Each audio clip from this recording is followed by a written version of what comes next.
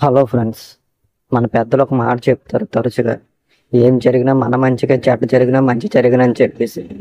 For example, ఇప్పుడు నువ్వు ఒక అమ్మాయిని బాగా ఇష్టపడతావు, ఒక అబ్బాయిని బాగా ఇష్టపడతావు అనుకో. అది నీకు కాకుండా వేరే వాళ్ళతో మ్యారేజ్ అయ్యి వాళ్ళ ఇంట్లో ఉండి మీ అమ్మకి అత్తని పిలాలి అని, మీ అమ్మకి అత్తని పిలిచే వ్యక్తి వేరే వాళ్ళ అమ్మకో లేకపోతే ఎవరికో మాయ అత్తని పిలుస్తుంది. నీ బండి మీద వెనకతల వెళ్ళాల్సిన పిల్ల వేరే ఒకరితో వెళ్తుంది. నీతో పడుకొని పిల్లల్ని కలాల్సిన అమ్మాయి వేరే వాళ్ళతో పడుకొని పిల్లలు కంటుంది.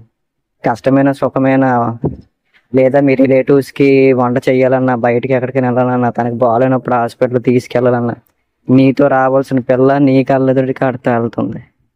ఇది కూడా మన మంచికేనా? ఇది ఎంతవరకు మన మంచిగా నాకైతే అర్థం కావట్లేదు. సరే, ఇది కూడా ఒక మంచిగా అనుకోవచ్చు. అది చూసి మనం ఉండగలమా? జీవితాంతం చేస్తూ బతుకుతాం కదా, మనకు పెళ్ళి అయినా సరే అది మనసులో ఉంటుంది. అలాంటప్పుడు ఇంకెందుకు ఈ బతుకు? ఏం జరిగినా మన మంచి కంటే ఒకటి కాలు చేయలు పోయాను, అది మన మంచిదే. అసలు మనతోటి బతకలేని పిల్ల, బతకలేని అబ్బాయి ఎవరైనా అసలు మనతో బతకడని తెలిసి కూడా ఎందుకు మన జీవితంలోకి ఎందుకు తెప్పిస్తాడు దేవుడు? దీనికి ఎవరికైనా ఆన్సర్ తెలిస్తే చెప్పండి.